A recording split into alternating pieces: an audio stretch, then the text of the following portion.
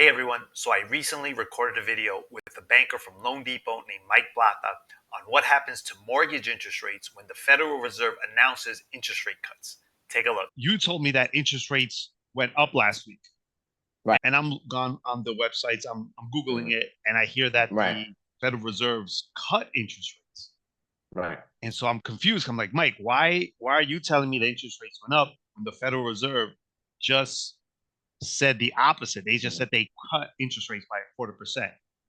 And your response was that it's not the same thing. Well, yeah, I mean, it's a common question with everybody. First-time home buyers, anybody looking to take out a mortgage and they're in the process, that's the first question that comes up once the Federal Reserve releases on every network as far as they're cutting rates. A person that's not so much involved in the mortgage industry will assume that they're speaking about mortgage rates as well are going down, which unfortunately is not the case. It was actually the opposite. So while the Federal Reserve cuts rates, it doesn't often lead to lower mortgage rates. It's not a direct one-to-one correlation. Okay, so I'm gonna slow it down from the beginning. So Right. when the federal government says that they cut rates, they're cutting Mhm. something called the Fed funds rate, and Correct. that's the money that the banks have to borrow from the government to meet their guidelines for banking. Correct? Like when you You're put your money in you're the you're bank, you're you're on it. Yeah. yeah, when you put your Mhm. money in the bank just doesn't hold on to your money. The bank just takes that money and lends it out aggressively to credit cards, car loans, mortgages, all Yeah. that stuff. But then the That's. government requires them to keep a certain amount in the bank in savings Mhm. every midnight or something like that. Is it like every day? It's every day, right? Every They have day. to meet that Yeah. guideline. And so Yeah. what the banks do is that they rush to borrow that money from the government to meet their guidelines. And that's the Fed funds rate. That's the rate that the You, Federal Reserve cuts. yeah, And you that nailed it. Yeah. Go okay, ahead. but that has nothing to do with the mortgage rates. How are the mortgage rates affected, or it's not affected at all by the Fed funds It's affected in the sense that the Federal Reserve makes a decision of cutting rates or increasing rates, and it's over the overnight, what they call the overnight window, right? rate? With the depositories lending out at a certain rate to the public, to the banks. But then how does it have any effect at all on mortgage rates? Kind of, sort of, or no? Like they're operating completely separate.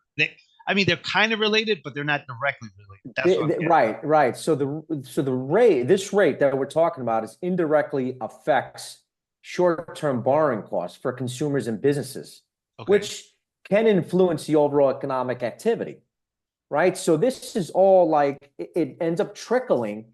It can end up trickling into mortgage rates, right? Even though we're starting here and it's only affecting your consumers and your businesses, but then it's going to end up affecting the economic um, point of overview. So everything is based on models of what's going to end up happening if we cut rates, if this overnight fund rate goes up or down. What is going to be the ripple effect through the economy?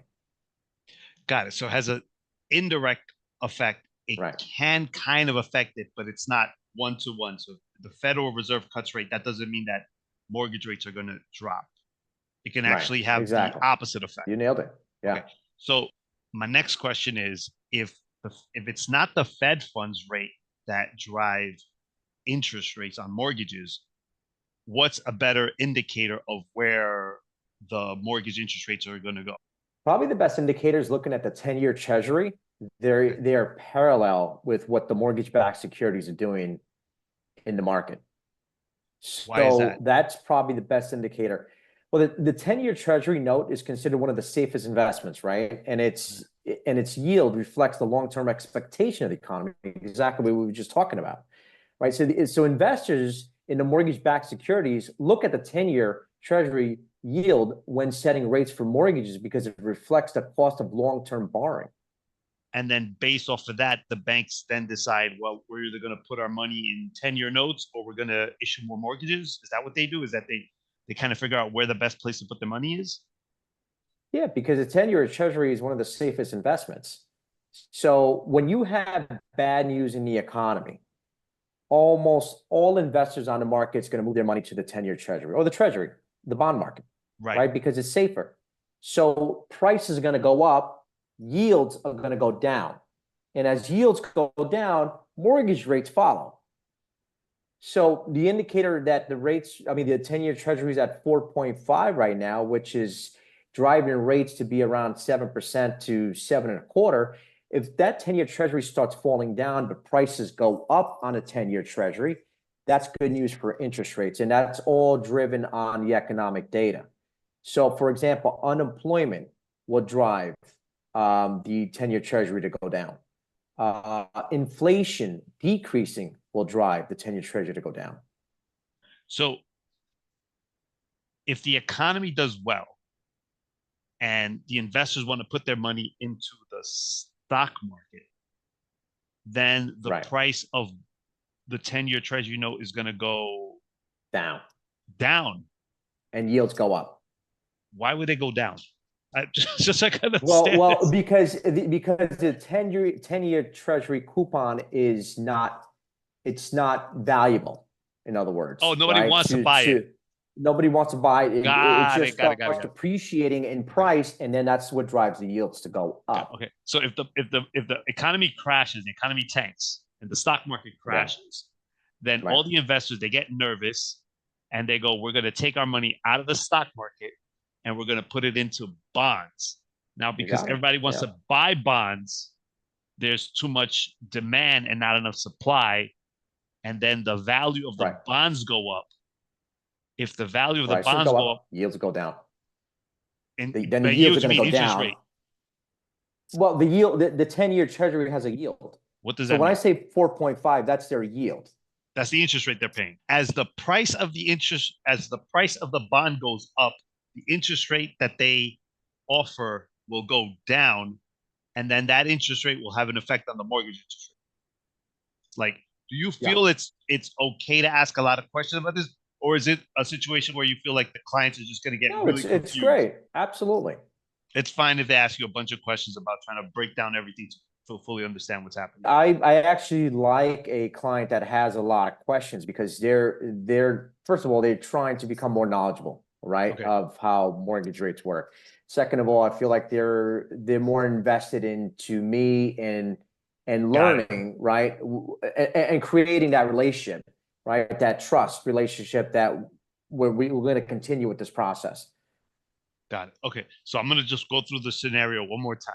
So if the economy crashes, the investors get nervous, they want to buy bonds, the price of the Right. bonds go up, but then their yields, the interest rate that they pay off, go down.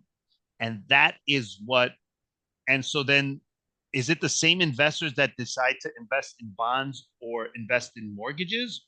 Or is it the banks watching all of this and saying, well, if the 10-year treasury note yield went down, then we have to come down on our interest rate as well on mortgages? Like how are those two connected to each other?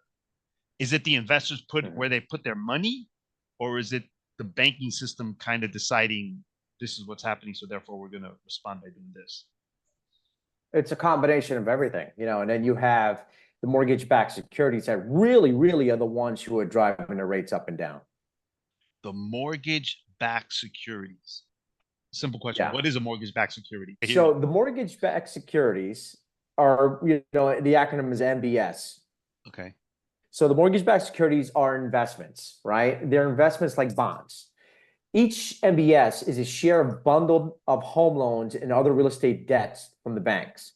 So this is what's being traded on the open market. So usually the interest rate on a mortgage is a little bit higher than the 10-year note, like 2 points higher, 3 points higher. Yeah. I mean, typically it's about 200 basis points, 250 basis points, but for the last couple of years, it's been actually 300 basis points. So it's been anywhere from 2% to up to 3% higher. 2 to 3% higher. The second property that I bought, my interest rate was 3.375. At that point, the 10-year note was trading at like 1% or less. I think it was even negative. I mean, I would have to look up the stats, but it was at zero. Because remember, we were going through COVID, which was one of the worst economic downturns that we had besides the Great Recession, right? So as I said before, bad news in the economy is good news for rates. So they have to Borrowing. make borrowing very cheap to keep the economy going. Because if you make it too expensive for people to borrow money, they're not going to be able to buy cars, take out credit cards, or even use their credit cards, or even buy homes, right? Because all this is the backbone of the fiber of the economy, borrowing and spending. Just one more question. How does inflation, because Yeah, sure. Fire away. inflation is really big right now. Everyone's talking about inflation. How does inflation affect the economy? Because from my perspective, the government needs to keep interest rates high to gobble up the money. Because if they drop the interest rates, then everyone's going to be spending more. Everyone's going to get more credit cards, more mortgages, more of that stuff. So the government also pays Correct. attention to inflation when it sets the Fed funds rate and the 10-year treasury. They have to look at it, right? They have to pay attention. Yeah. So, you said it best that inflation is the number one key factor for what happens with rates. So if we have high inflation, which we had a 40-year high about 2 years ago, the Federal Reserve has no other choice but to increase rates across the board, short-term borrowing and long-term borrowing, to slow down spending. Because if they don't take that approach, then inflation is going to get out of control. And at that point, we may just go into probably who knows, the Well, worst economic downturn you'd have ever seen. Money becomes worthless. Like I just came It back becomes, from it becomes, yeah, right. I just came back from Colombia, and like they're trading their 4,000 pesos. I don't know what they have in Colombia, 4,000 pesos per $1. And so they Yeah, have to buy stuff in millions. They right. have to pay like 1.5 million pesos Yeah. for a lunch. So, you sell real estate, right? I do mortgages. So it goes hand in hand. So the home that you've sold 5 years ago might have sold for $300,000 in the Bronx or Westchester. Now it's close to $1 million, right? And if you keep mortgage rates at that 2 or 3%, you're going to have, as we did through COVID, 20 to 40 buyers getting pre-approved, able to afford this house at $1 million and outbidding each other and driving the prices higher and higher. And then those prices are just going to get out of control because money's so cheap. So then the two big things that I guess affect interest rates are the economy, interest rates. Anything else that kind of is mixed in that needs to be figured out from the government before they set an interest rate. The two biggest things that I believe that affects interest rates are number one is inflation, right? That is the key factor, right? And then number two is the economy. Now both of them go hand in hand, but inflation, they brought it down. I think it was at 9% at the highest, maybe a year or 2 years ago. Now it's down to 2.4, but the Fed's target is 2%, which I think it's going to be difficult to get down to that level. But once we do get down to that level, then you're going to see a relief in mortgage rates coming back down to make borrowing a little bit cheaper to buy a home. Got it. Mike, is there anything else that I should have asked you that we did not cover?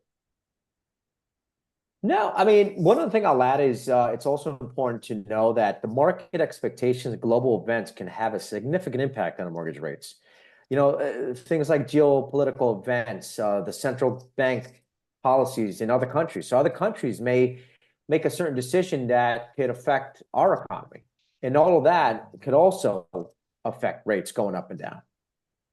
Got it. So it might be a little bit more complicated than I just said. If a war starts, then that could have an effect on what's happening with our mortgage interest rates. So kind of like the mortgage interest rates are kind of like at the end of what everything else that's happening, all have an effect on what's going to happen to the interest rate down the road.